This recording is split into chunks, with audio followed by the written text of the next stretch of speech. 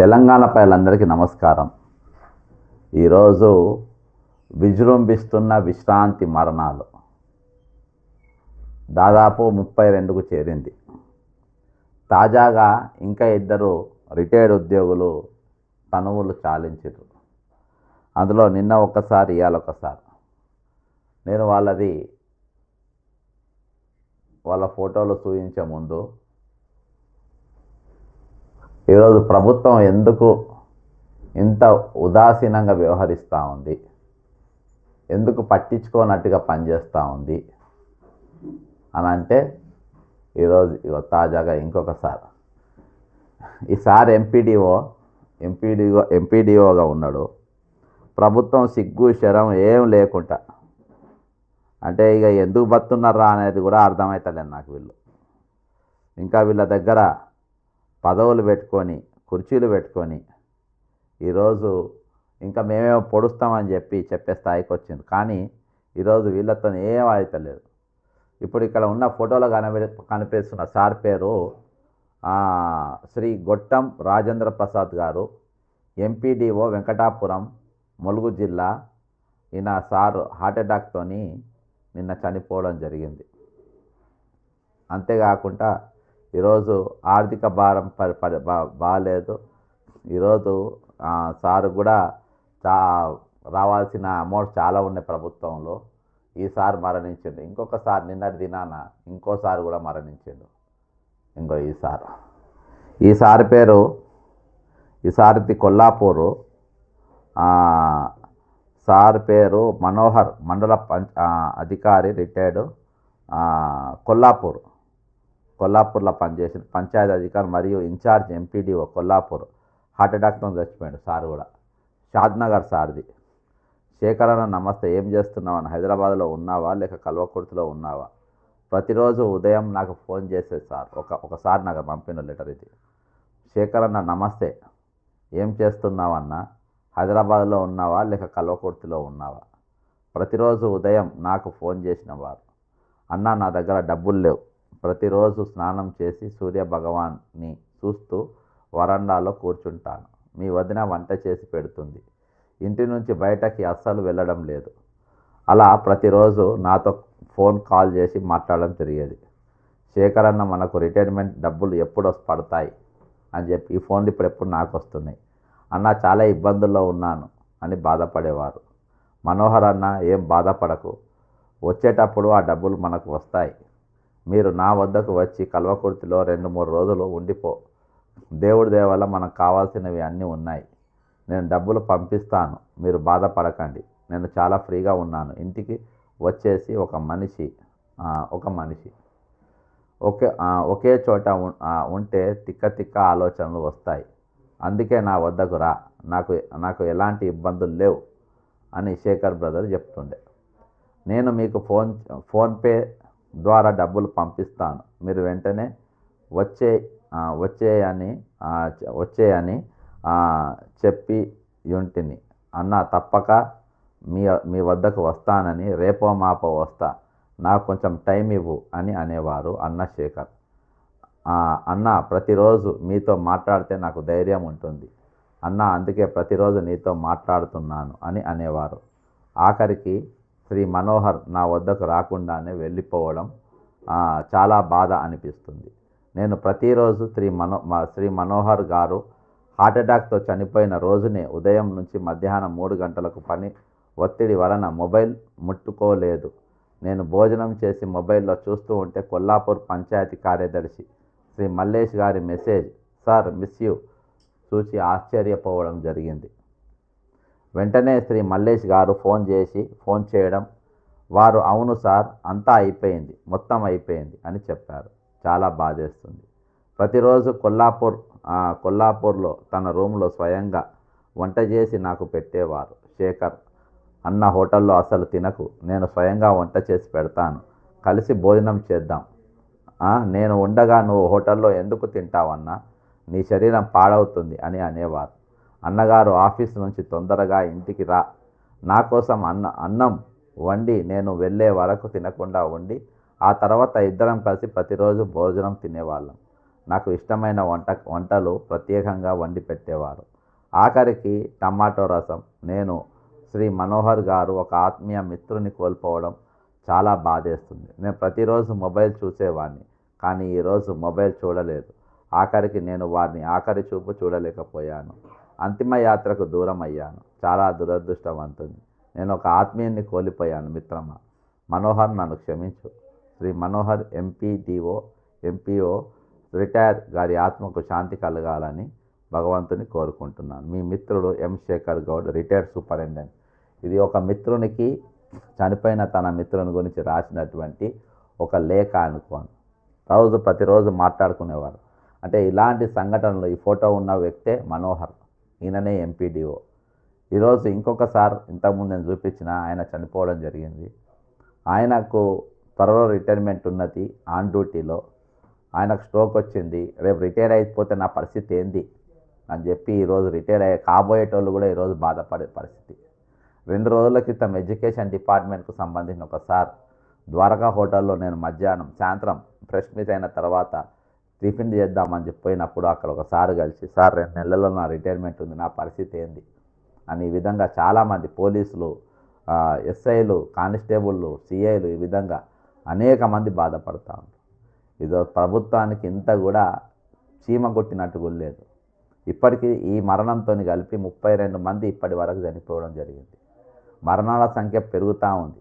ఈరోజు మరణ మృదంగం అనేది కొనసాగుతూనే ఉంది. కానీ ఈరోజు ప్రభుత్వం మాత్రం ఎటువంటి ఆలోచన లేకుండా, ఎటువంటి వీళ్ళ డబ్బులు మన దగ్గర నమ్మి దాచిపెట్టుకున్న డబ్బులు వాళ్ళకి ఇద్దామనే ఆలోచన కొంచెం కూడా వస్తలేదంటే ఇక ఎంత దరిద్రానికి దిగజారిందో చూడండి. ఒక సందర్భంగా ఒక దిక్కు ఈ విధంగా జరుగుతూ ఉంటే, ఇంకో దిక్కు ఉద్యోగ సంఘాల రాజకీయాలు, రిటైర్డ్ ఉద్యోగుల ఆ సంఘాల రాజకీయాలు ఈరోజు ఎవరి వాళ్ళు జరుగుతూనే ఉన్నాయి. ఈరోజు ఎవరో విధంగా ఏదో విధంగా దీని మీద స్పందించి దీని మీద ఒక చర్చ అనేది ఈరోజు ప్రజల మధ్యలో పెట్టినాం. వాస్తవానికి ప్రభుత్వం ఏమనుకున్నదంటే, వీళ్ళంతా రిటైర్డ్ అయిపోయిన వాళ్ళు ఇళ్ళల్లో ఉన్నారు, వీళ్ళు బయట తిరగరు, ఉద్యోగ సంఘాలు మా చేతుల్లోనే ఉన్నాయి, వాళ్ళు క్రమక్రమంగా చచ్చిపోతూ ఉంటారు, వాళ్ళ కుటుంబస్తులకు మా పైసలు ఇచ్చే అవసరం ఏం లేదు, ఇప్పటి 32 మంది చచ్చిపోయారు, ఈ 32 పైసలు మనం మిగిలినట్టే, ఇక తక్కిన వాళ్ళు కూడా మెల్లమెల్లగా వాళ్ళే చేస్తారు, ఇక మాట్లాడేటోళ్ళు ఎవరు లేరు కాబట్టి వాళ్ళు అనుకున్నారు. కానీ ఈరోజు ఉద్యోగ సంఘాలు మాట్లాడతలేవు, రిటైర్డ్ ఉద్యోగ సంఘాలు అదే విధంగా ఉన్నాయి. ఈరోజు ఒకరోజు ధర్నాతో అయిపోయింది ఏం లేదు, దాంతో ఒకరోజు చేస్తారని వాళ్ళే పర్మిషన్ ఇచ్చారు, మీరు చేసుకొని సాయంత్రం వరకు పోండ్రు అని చెప్పి. కానీ ఈరోజు అది కాకుండా ఈరోజు ఈ రిటైర్మెంట్ పైసలు మరణాలు పెరుగుతూ ఉంటే నా పదాలలో పదును కూడా పెరుగుతూ ఉంటుంది. ఇవి తట్టుకునే శక్తి ఈరోజు సంఘాలకు ఉండాలి, రిటైర్డ్గా సంఘాలకు కూడా ఉండాలి. అవి ఉంటేనే అవి ఖచ్చితంగా ఉండాలని నేను కోరుకుంటున్నాను. ఎందుకంటే ఈరోజు మీ చేతగానితనం వల్ల, మీకు ఉద్యమ స్ఫూర్తి మీరు కోల్పోవడం వల్ల, ఈరోజు మీ మౌనం వల్ల, మీ తెగింపు లేక ఈరోజు వాళ్ళు ఇష్టానుసారంగా వ్యవహరిస్తున్నటువంటి పరిస్థితి. ఇవాళ గట్టిగా ప్రభుత్వాన్ని నిలదీసే పరిస్థితి లేదు. ఈరోజు ఇంతమంది చనిపోతున్న రోజు ఇవాళ నిన్న సూచనలోపే ఇవాళ ఇంకొక మరణం ఫోన్ రానే వచ్చాయి, ఇంకో ఫోటో. కాబట్టి ఈ విధంగా రోజుకో ఫోటో మన ఫోన్లల్లో పెరుగుకుంటూ పోతూ ఉంది. వీళ్ళ దిక్కు మాట్లాడేటోళ్ళు ఎవరు, వీళ్ళకి పైసలు ఇవ్వకుంటే ఈరోజు పోట్లాడేటోళ్ళు ఎవరు.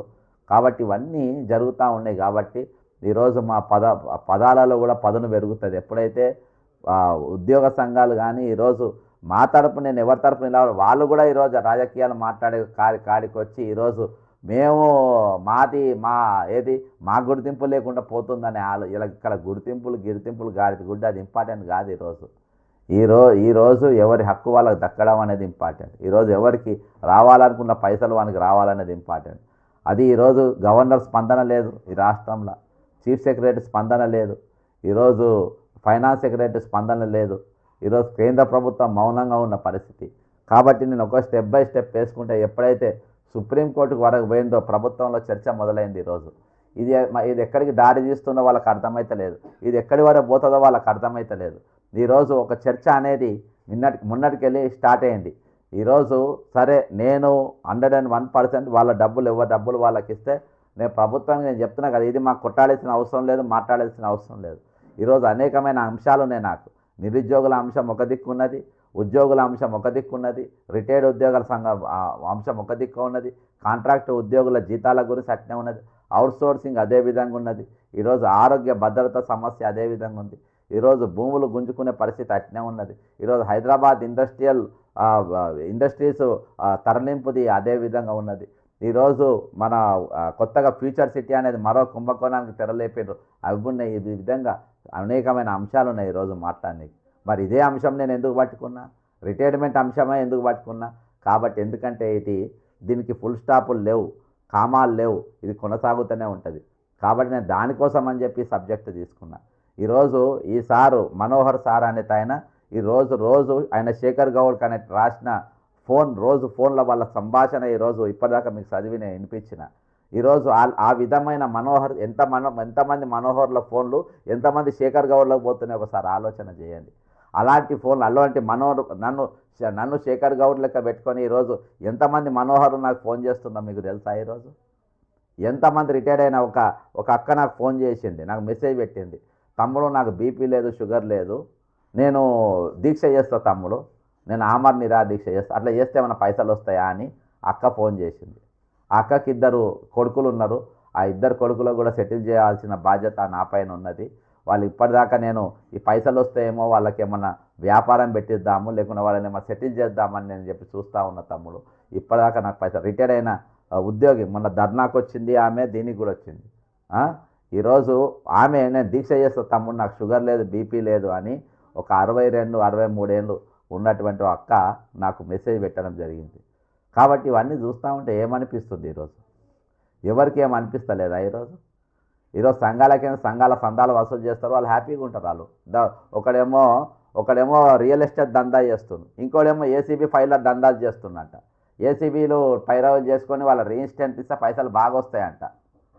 ఏసీబీకి ఫైల్లే పట్టుకొని తిరుగుతాడంట సీఎం దగ్గరికి. కాబట్టి ఈ ఫైల్ నేను క్లియర్ చేసుకుంటే తిరుగుతున్న పైసలు రావు. కాబట్టి నేను ఈరోజు వీళ్ళ గురించి నేను మాట్లాడాను. ఇప్పుడు ఒక వంక దొరికింది వాళ్ళకు. ఏం వంక దొరికిందనంటే, మరి దాదాపు ఈరోజు 2024 సంవత్సరంకి వెళ్ళి రిటైర్డ్ అవుతూ ఉన్నారు. ఈ రిటైర్డ్ అవుతూ ఉంటే మరి వీళ్ళు ఇప్పటి వరకు ఎందుకు వాళ్ళకి పైసలు ఇప్పియలేకపోయినరు? ఎందుకు ఇయాల్టి వరకు వాళ్ళ తరఫున మాట్లాడలేకపోయినరు? ఎందుకు ఈరోజు వాళ్ళకు ఉద్యోగులకు కూడా ఇవ్వాల్సిన భూములు ఎందుకు ఇవ్వలేకపోయినరు? ఈరోజు ఉద్యోగులు అయితే వాళ్ళు ధర్నాలు చేస్తలేరు కదా, ఈరోజు వాళ్ళ పిఆర్సీ ఎందుకు ఇప్పియలేకపోయినరు? 6 డిఏలు ఇయాల్టి వాళ్ళకి పెండింగ్లో ఉన్నాయి, వాటి గురించి ఎందుకు మాట్లాడలేకపోయినరు? ఈరోజు ఇంత పెద్ద పోటు మొగోళ్ళే కదా వీళ్ళు, మరి ఎందుకు మాట్లాడలేకపోయినరు? ఈరోజు ఒక వంక ఏడ దొరికితే ఏడ మాట్లాడలేదు. ఎందుకంటే ఈ ఉద్యోగ సంఘాలు దొంగలని ఈరోజు సమాజం ముందు నిలబెట్టిన కాబట్టి. ఈరోజు భారతదేశం మొత్తం ఈరోజు 1/1/2025 మొన్న నేను చదివి కూడా వినిపించిన 1/1/2025 రోజున దాదాపు అన్ని రాష్ట్రాలు 55%, 95% of the states, 99% states PRC release చేసింది, ఒక ఆంధ్రప్రదేశ్ తెలంగాణ తప్ప. ఎందుకంటే అక్కడ ఓటుకు నోటు దొంగలల్లా ఇక్కడ A1 అక్కడ A2 ఉన్నారు, A1 A2 ఉన్నారు, వీళ్ళిద్దరు తప్ప ఈరోజు అంతటా కూడా ఈరోజు ఎవరి డబ్బులు వాళ్ళకి ఇవ్వడం జరిగింది. మరి ఇక్కడనే ఎందుకు ఇస్తలేరు? ఇక్కడనే ఈ రాష్ట్రంలో ఎందుకు అవుతున్నాయంటే ఉద్యోగ సంఘాలు, దద్దమ్మ సంఘాలు, సెటిల్మెంట్ బ్యాచ్లు, క్యాబినెట్ ర్యాంక్ హోదా మెయింటెనెన్స్, పక్కన బౌన్సర్లు, ఈరోజు వాళ్ళ ల్యాండ్ సెటిల్మెంట్లు. కాబట్టి వాళ్ళ మంచి స్కాచ్ దాగుకుంటా వాళ్ళు ఎంజాయ్మెంట్ చేసుడు. ఈరోజు వాళ్ళ స్వార్థం కోసం ఉద్యోగుల జీవితాలు ఈరోజు బలిగా పెట్టింది. ఈరోజు ఇంతమంది మరణాలు అవుతున్నాయి, ఇంతమంది చచ్చిపోతున్నా కానీ ఇయాల్టి వరకు నిమ్మకు నెత్తనెత్తి ఉండాలంటే ఇక ఎంత దౌర్భాగ్యమైన పరిస్థితికి వీళ్ళు ఉన్నారో చూడండి. ఒకలా ఇద్దరు ఎంతమంది చనిపోయింది చూడండి, ఎంతమంది. ఇంకో ఈ అక్క ఎంతమంది చెప్పండి, ఇంకెంతమంది చావాలి? ఇంకెంతమంది సావులు కోరుకుంటుండ్రు? ఎంతమంది చావాలని కోరుకుంటుండ్రు? కాబట్టి నేను చెప్పేది ఒకటే, ఈరోజు మీరు రాజకీయ రేపటి దినాన్ని వరంగల్కు పోతా అంటే కొంతమంది అరే వాళ్ళే అంటుండ్రు మీరు వచ్చినప్పుడు చెప్పండి సార్ మేము వస్తామంటే చెప్తే ఆయన ప్రభుత్వాన్ని వ్యతిరేకంగా మాట్లాడుతుండ్రు. మేము పోతే పైసలు ఇస్తలే, మనము ఆయనతో అటెండ్ అయితే ఆయనతో ప్రెస్ మీట్లో కూర్చుంటే పైసలు వస్తారో రావో అనే పరిస్థితికి ఈరోజు మన రిటైర్మెంట్ సంఘాలు వచ్చినాయి. నేను చెప్తున్నా, నేను ముఖ్యమంత్రి ఉప ముఖ్యమంత్రినే పక్కన పెడతా. అదే వాళ్ళు దొంగలంటే వాళ్ళనే దొంగలంట. అటువంటిది ఈరోజు మీరు వీటిని అడ్డం పెట్టుకొని రాజకీయాలు చేసే స్థాయిగా మీ కోదండరాం ఏం చేస్తుందబ్బా? ఏం బిక్తుండే? ఎమ్మెల్సీ గుండు కదా కోదండరాం. ఏం పీకు తెల్లాలేస్తే ముఖ్యమంత్రి పోయి కలుస్తాడు కదా, ఎందుకు ఇప్పించలేకపోతున్నారు పైసలు? ఎందుకు మాట్లాడతలేరు? ఉద్యోగ సంఘాలు ఎందుకు మాట్లాడతలేవు? బీటీఎన్జిఓలు 300 రోజులకే దాదాపు 100 రోజులు దాటి 3 నెలలకే దీక్ష చేస్తుంటే ఎందుకు వాళ్ళ ప్లాట్లు వాళ్ళకి ఇప్పించలేకపోతున్నారు? ఈరోజు ఒక దొంగను పట్టుకొని ఈయన సరస్వతికి ఇది అని చెప్పి ఈరోజు మేధావులు పొగిడే పరిస్థితికి దిగజారింది. మీరు ఆలస్యం చేస్తున్నా కొట్టి ఒక్కొక్కసారి చచ్చిపోతూ ఉంది. ఈరోజు హార్ట్ అటాక్లు అంటే దేనికోసం చేస్తారు? రంజీ రౌస్ పెట్టుకుంటే చచ్చిపోతారు. ఏం రంజి ఉన్నది? మనోహర్ రావు శేఖర్రావు చెప్పింది కదా, రిటైర్మెంట్ పైసలు వస్తాయో రావని. అంతకుముందు ఇంకొకసారి కూడా చెప్పే కదా, మొండే సార్ కూడా నా డబ్బులు వస్తాయో రావు అని చెప్పి ఆయన కూడా చెప్పే కదా. ఇంకో ఈసారి కూడా లాస్ట్కు కొండయ్య సార్ కూడా చెప్పే కదా, నా పైసలు వస్తాయో రావు అని చెప్పి లాస్ట్లో దవాఖానలో ట్రీట్మెంట్ పైసలు లేక. కాబట్టి ఇంత దారుణంగా ఈరోజు రాజకీయాలు చేస్తున్నాయి. ఉద్యోగ సంఘాలు రాజకీయాలు చేసుకొని వాళ్ళు చిల్లరగాళ్ళు, వాళ్ళు దిగజారిపోయారు. వాళ్ళ పైసలు కావాలి, దందాలు కావాలి. ఇవాళ జనరల్ సెక్రటరీ పోస్ట్ ఏదో ఖాళీ అవుతుందంటే దానికి కోట్లలో రూపాయలు పెట్టుబడి పెట్టడానికి రెడీగా ఉన్నారంట. ఈరోజు వాళ్ళు పెద్ద కాంట్రాక్టర్ లెక్క, ఈరోజు లాబీస్ట్ లెక్క తయారైంది. రిటైర్ ఉద్యోగ సంఘాలకు ఎందుకు రాజకీయాలు? ఈరోజు సాగు బతుకులలో మనం ఉన్నాము. ఈరోజు దవాఖానకు పోతే దిక్కు లేదు, దవాఖానకు పోతే వైద్యం దిక్కు లేదు, దవాఖానకు పోతే ఈరోజు మన జేబులో పైసలు పెట్టుకొని మనం ట్రీట్మెంట్ చేసుకోవాలి. రియంబర్స్మెంట్ ఇస్తారో లేదో మనకు ఐడియా లేదు. ఈరోజు మీకెందుకే రాజకీయాలు ఇవి? మీకెందుకు రాజకీయాలు చెప్పండి? ఈరోజు ఏమైనా కొట్టాడితే వాళ్ళు ప్రోత్సహించగలగాలి. మీరు ఏమైనా పైసలు అడిగినా, మిమ్మల్ని నేనేమైనా అడిగినా, మీరేమైనా ధర్నాలకు రమ్మని చెప్పి అడిగినా, ఇవాళ మీరు ఏం చేయాలని గైడ్ చేస్తున్నా. దాదాపు మొన్నటికెళ్ళి ఒక పైసా ఖర్చు లేకుండా కేవలం పోస్టల్ ఛార్జెస్తోని దాదాపు ఒక 1000 మందితో ఈరోజు నేను కేసులు ఫైల్ చేయించిన సుప్రీంకోర్టులో. ఏ ఉద్యోగ సంఘాలు చేయించినాయి? ఏ రిటైర్మెంట్ సంఘాలు చేయించినాయి? ఎందుకు రాజకీయాలు చేస్తున్నారు? వీళ్ళ జీవితాలతో ఎందుకు ఆడుకుంటున్నారు మీరు? ఈ సంఘాలు మొత్తం రద్దు చేసి పడేయాలి. వీటితో అవసరమే లేదు. ఈ సంఘాలు పనికిరానప్పుడు, ఈ సంఘాల సమస్యలు పరిష్కరించలేనప్పుడు మాట్లాడాల్సిన అవసరమే లేదు. ఇవి మీ బతుకుదోరు కోసం పెట్టుకున్నాయి. నేను నెక్స్ట్ ఒక పిలిపిస్తా, పెన్ డౌన్ పిలుపు. ఉద్యోగ సంఘాలు, ఉద్యోగులు పనిచేసే వాళ్ళు అందరూ కూడా మీరు పాటించాలి. మీరు నన్ను ఎవరేం పిక్కునేదేం లేదు. ఆ సంఘం మీద నేనే ఒక రిజిస్టర్ చేపిస్తా. ఇది అటు ఇటు గానోళ్ళు శిఖండి రాజకీయాలు చేసుకుంటా, శిఖండి గానే లెక్క తయారయ్యి శిఖండి మాటలు మాట్లాడుకుంటా ఈరోజు జడ్సన్ చేయబట్టి వస్తలేదు. జడ్సన్ ప్రభుత్వానికి వ్యతిరేకంగా మాట్లాడుతుంది కాబట్టి వస్తలేడు. లేకుంటే వీళ్ళని పిలిచి మాట్లాడిండ్రు, జడ్సన్ నూకోమని చెప్పి మీ పైసలు మీకు తెల్లారిస్తాను ఎవడని చెప్పిన అడబ్బా? మీకు చెప్పిండు ఎవడన్నా? వాడు ఫైనాన్స్ మినిస్టర్ ఒక లుచ్చాగాడు ఆడు, ఫైనాన్స్ సెక్రటరీ ఇంకో లుచ్చా నంబర్ 1 గాడాడు. దొంగలు వాళ్ళు. పిల్లల పెళ్లిళ్ళకు కూడా సొంత పైసలు పెట్టుకొని చేయరు, మంది పైసలతో చేస్తారు. ఫైనాన్స్ మినిస్టర్, ఫైనాన్స్ సెక్రటరీ ఇద్దరు ప్రభుత్వ ఖజానాతోని ప్రభుత్వ ఉద్యోగుల దగ్గర చందాలు వసూలు చేసుకుని ఫంక్షన్ పిల్లల ఎంగేజ్మెంట్ పెళ్లి చేసుకునేటోళ్ళు వాళ్ళు.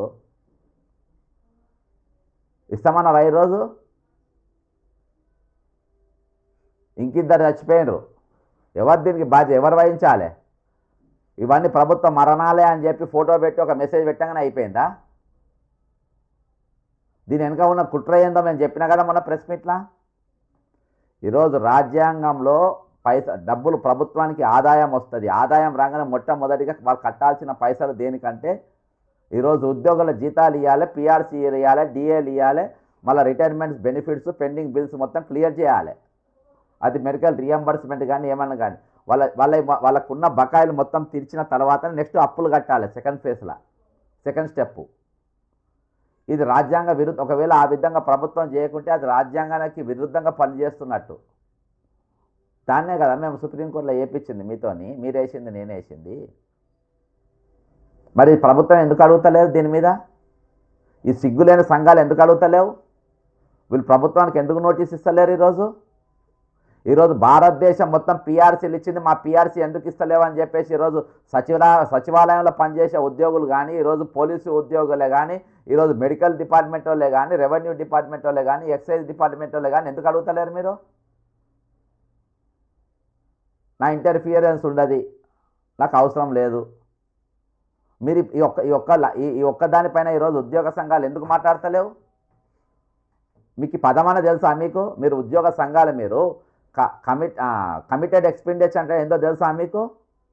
What is the meeting of committed expenditure అని మీకు తెలుసా? కమిటెడ్ ఎక్స్పెండిచర్లో ఏమేమి ఉంటుందో తెలుసా? కమిటెడ్ ఎక్స్పెండిచర్ల మొదటి పదం salaries, wages, retirement benefits, PRCs, DS and all pending bills అనేది అలా ఉద్యోగులకు ఇవ్వాలని ఉన్నదని మీకు తెలుసా మీకు? మరి అది రాజ్యాంగంలో మొట్టమొదటి కమిటెడ్ ఎక్స్పెండిచర్లో మొట్టమొదటి పాయింట్ అది ఎందుకు పెట్టినా మీకు తెలుసా? ఎందుకంటే ఉద్యోగులు వాళ్ళ జీతాలు రాకుండా పని ఆగిపోతే ప్రభుత్వం స్తంభించిపోతుంది. అర్థం చేసుకోండి. మీకు బ్రెయిన్ ఉన్న యూజ్లెస్ ఫెలోస్ అయితే మీరు అర్థం చేసుకోండి. సంఘాలకు చెప్తున్నా, సంఘంలో ఉన్న సభ్యులకు చెప్తున్నా, పెత్తనం చేద్దామనుకున్న పెద్ద మనుషులకు చెప్తున్నా. ఈరోజు రాజ్యాంగంలో మొట్టమొదటి పాయింట్ ఇది ఎందుకు పెట్టిండ్రు అని అంటే, వాళ్ళ జీతాలు వాళ్ళకి ఇవ్వకుంటే, వాళ్ళు ఒకవేళ పని పెన్ డౌన్ చేసి ఉద్యోగం చేయకుండా ఆపేస్తే ప్రభుత్వం స్తంభించిపోతుంది. లాస్ట్లో రేవంత్ రెడ్డి గన్మెన్ కూడా ఉండడు, గుర్తుపెట్టుకో. రేవంత్ దగ్గర ఓఎస్డీ ఉండడు, పిఏ ఉండడు. నిజంగా వాళ్ళ జీతాల మీద ఆధారపడి బతికితే, బిచ్చం మీద లంచాల మీద ఆధారపడ్డోడు వాడు డ్యూటీకి పోతాడు జీతం లేకున్నా. కానీ జీతం మీద ఆధారపడి నిజాయితీగా పనిచేసేవాడు నిజంగా వాళ్ళు ఉంటే, వాళ్ళు ఒకవేళ పెన్ డౌన్ చేస్తే రేవంత్ రెడ్డి అనేటోని కానీ ఈరోజు ఉప ముఖ్యమంత్రి స్టాఫ్ ఉండదు, ఎక్కడ పనిచేసేవాడు ఉండరు. ఈ దేశం మొత్తం స్తంభించిపోతుంది. ఆ స్తంభించిపోవద్దనే మొట్టమొదటిగా వీళ్ళ జీతాలు ఇచ్చేయమనాలి. స్వామినాథన్ ఎన్జిఓ ప్రెసిడెంట్ ఉన్నప్పుడు ప్రభుత్వానికి నోటీస్ ఇస్తే ప్రభుత్వం గదగదలాడిపోయేది. ఆర్టీసీ వాళ్ళు ఒక నోటీస్ ఇస్తే, ఆర్టీసీ యూనియన్ నోటీస్ ఇస్తే ప్రభుత్వం ఇమీడియట్గా చర్చలు జరిపేది. ఒకరోజు బస్సులు బంద్ ఉంటే జనజీవనం మన మీద ఆగిపోతుందని చెప్పి. ఏముంది, విలువేంది, నువ్వేంది? తెలంగాణ కూడా ఎట్లొచ్చింది? సకల జన సమ్మె, అందరు పెన్ డౌన్ చేస్తూ వచ్చింది. ఆ పెన్ డౌన్ ఇవాళ తెలంగాణ వచ్చినాక ఎందుకు చేయలేకపోతుంది మీరు? ఎందుకు మాట్లాడలేకపోతుంది మీరు? రోజు ఫోటో మొండయ్య సారి చచ్చిపోయిండు, కొండయ్య సారి చచ్చిపోయిండు, మురళీధర్ చచ్చిపోయిండు, ఆ అక్క చచ్చిపోయింది, ఈ అక్క చచ్చిపోయింది, కొండారెడ్డి చచ్చిపోయిండు అని మెసేజ్లు పెట్టి ఫార్వర్డ్ చేస్తే పైసలు వస్తాయా?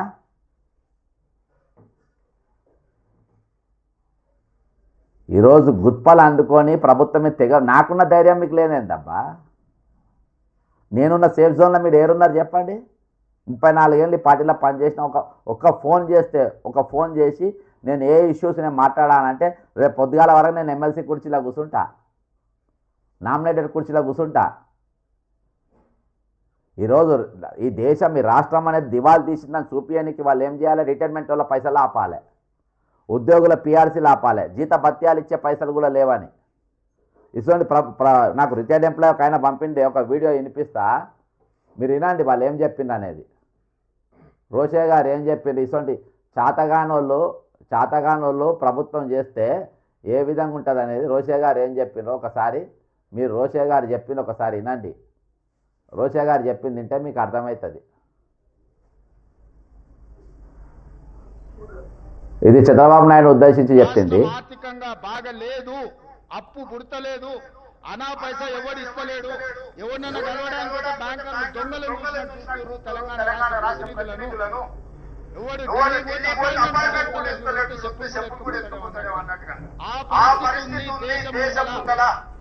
ఎన్నికలు అయిపోయిన తర్వాత నేను ఆర్థికంగా దివాలా తీశాను.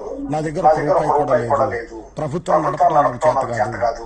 ఉద్యోగుల జీతభత్యాలు కూడా వచ్చే నెల ఎలా ఇవ్వాలో నాకు తెలియకుండా ఉంది. కనుక ప్రజలే భరించాలి, ప్రజలే నడిపించాలి, ప్రజలే డబ్బు నాకు ఇవ్వాలి, ప్రజల సలహాలు ఇవ్వాలని ప్రజలు. ఇది బహుశా నాకు తెలిసినంత వరకు భారతదేశ చరిత్రలో ఏ రాష్ట్ర ప్రభుత్వం కూడా అధికారపూర్వకంగా నేను దివాలా తీశాను అని ప్రకటించుకున్నటువంటి సందర్భం ఇంతవరకు కని విని. ఇది చంద్రబాబు నాయుడు గారు ముఖ్యమంత్రిగా ఉన్నప్పుడు ఆయనకి ఇచ్చిన కౌంటర్ రోషయ్య గారు. సేమ్ అదే స్టేట్మెంటు ఆయన శిష్యుడు ఓటుకు నోట్ల A1, A2 ఏ మాటలు మాట్లాడిండో ఈరోజు A1 అదే మాటలు ఈరోజు రాష్ట్రంలో ముఖ్యమంత్రి అయిన తర్వాత మాట్లాడుతూ ఉంటారు. ఈరోజు ధనిక రాష్ట్రంతో ఏర్పడ్డ తెలంగాణ, మిగులు బడ్జెట్తో ఏర్పడ్డ తెలంగాణ ఈరోజు భారతదేశం అంతటా ప్రతి రాష్ట్రంలో ఈరోజు డబ్బులు ఇచ్చేస్తుంది, ఇంక్లూడింగ్ జార్ఖండ్, ఛత్తీస్గఢ్, దమాన్, జమ్మూ కాశ్మీర్, లడాక్, ఈరోజు అక్కడ కూడా ఈరోజు వాళ్ళ పైసలు 55% పిఆర్సీతో వాళ్ళ పైసలు మొత్తం ఇచ్చిండ్రు. ఈరోజు తమిళనాడు మొన్నటికి మొన్న ఎన్నికలు వస్తున్నాయనే పర్వాలేదు, 50% పిఆర్సీ ఉన్న దాన్ని 5% పెంచి 55% ఇచ్చేసిండ్రు. రిటైర్డ్ బెనిఫిట్స్ అయితే 1 మంత్ లోపు అంతా క్లియర్ చేస్తుండ్రు.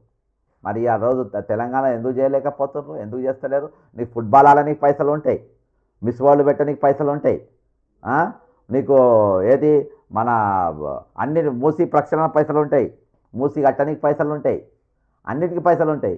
నీకు ఇవాళ జీతాలు ఇవ్వడానికి పైసలు రావు, పిఆర్సీ పెంచడానికి పైసలు రావు, డిఆర్సీ ఇవ్వడానికి డిఏలు పెంచడానికి పైసలు రావు, ఆరోగ్య భద్రతకి పైసలు రావు, రిటైర్మెంట్ బకాయిలు ఇవ్వడానికి పైసలు రావు. వాళ్ళ సావులు చూస్తూ ఉన్నావు, వాళ్ళ దినాలు చూస్తూ ఉన్నావు, వాళ్ళ శవాల ఫోటోలు చూస్తూ ఉన్నావు. ఇవన్నీ తెలిసి కూడా మీ ఇళ్ళలోనే దావతులు చేసుకుంటారు, నీ ఇళ్ళల్లో ఎంగేజ్మెంట్లు చేసుకుంటారు, నీ ఇళ్ళల్లో పెళ్ళిళ్ళు చేసుకుంటారు. రిటైర్మెంట్ ఉద్యోగాలు ఈరోజు సావులు చేసుకోవన్నా, దినాలు చేసుకోవన్నా, వాళ్ళ ఇంట్లో అయ్యే ఫంక్షన్లు అవ్వా? ఈరోజు కొంచెమన్నా సిగ్గు, కొంచెమన్నా శరం అనేది ఉండాలిగా ప్రభుత్వ పెద్దలకు. ఇదో ప్రభుత్వం పైన నేను